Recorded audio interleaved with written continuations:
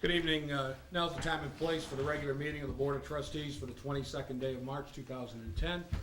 Appropriate public notice having been given to this meeting, I call the meeting to order. Trustee Siri. Whereas members of this board present at the meeting have read the official minutes of the Board of Trustees regular meeting on March 8, 2010. Now therefore be resolved, this board approves the minutes as entered in the official minutes, and be it further resolved, the reading of the minutes be dispensed with. Second. All those in favor? Aye. Opposed? Carried. Reports?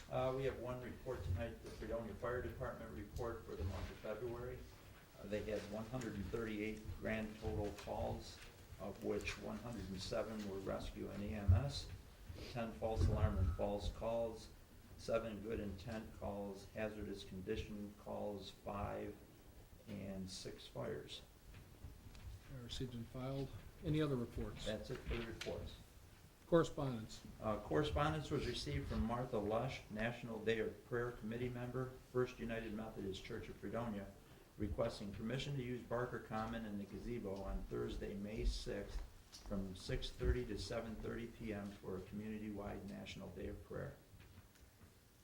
Be it resolved at the request of Martha Lush, National Day of Prayer Committee member, First United Methodist Church of Fredonia, to use Barker Common and the gazebo on Thursday, May 6th from 6:30 p.m. to 7:30 p.m. for a community-wide National Day of Prayer, is hereby approved, subject to the direction of the Police Department and the village receiving a certificate of insurance of at least $1 million, naming the village as an additional insured. Second. All those in favor? Aye. Opposed? Carried. Any other correspondence? That's it for correspondence. Now's the time and place for the public portion. If there's anyone here that wishes to address the board, now's the time. Please stand, state your name, and let the board know what's on your mind. There being nobody jumping up to be recognized, we'll close the public portion and continue on with resolutions. Trustee Siri. Whereas the mayor's, do you want me to do that?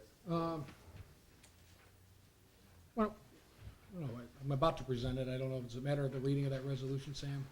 It's calling for the public hearing. I think it would be, just to get it in the proper order, you should present the budget Okay. and say it's been, you completed your portion, it's now to the board. All right, sure. Why don't we do that then at this point? I think the black covers have different information in them than the blue ones.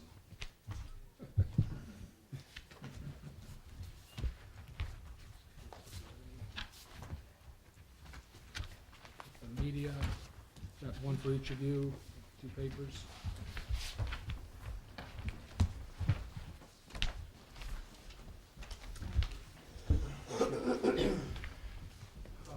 I'm right now presenting to the village board the budget that proposes a tax cut of 33 cents per thousand while raising water rates 25 cents per thousand gallon and the sewer rate 20 cents per thousand gallon. Unfortunately, I'm also proposing a $5 increase in the base charge, bringing it to $15 per quarter for water. These rates come with various cuts and reductions in services while retaining a 5 to 6% fund balance at each of our 3 major accounts. I know people are going to ask why propose a tax decrease. And that is because I firmly believe property taxes are too high. Our residents are going to face drastic increases in the school taxes this fall. And this comes at a time when residents in our community who rely on Social Security saw no cost of living increase this year and actually suffered a net loss as a result of an increase in their contributions toward Medicare.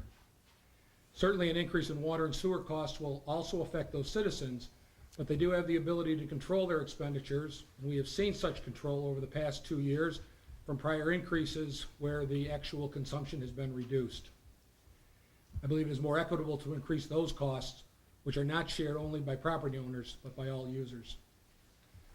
I have several observations I wish to make regarding the budget in these tough economic times. First, every department of the village will be seeing some level of belt tightening. There are no sacred cows or untouchable lines in these economic times. Just as every person and family must sacrifice, so will our budgets within departments.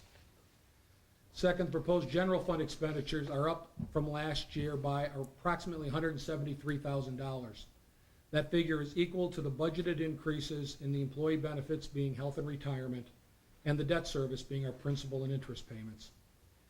In order to counterbalance those increases, as a result of employee contracts, bonding, each department will be asked to do with less. Third, this budget proposes the elimination of the full-time cleaner in Village Hall. It eliminates a part-time zoning inspector, cuts the court staff to one clerk, some duties being transferred to other village employees, and it eliminates the school resource officer. It also caps at last year's rates or reduces several overtime accounts.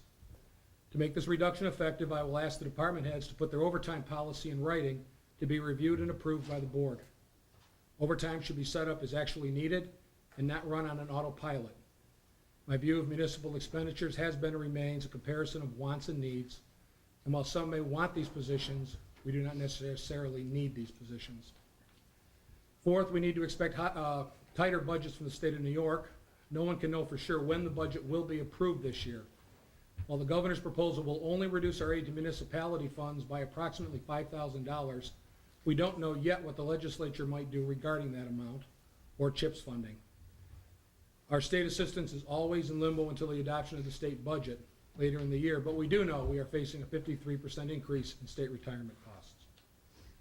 Fifth, in tough economic times, we see more challenges made to our tax assessments. This year alone, the taxable value in the village declined by $449,651.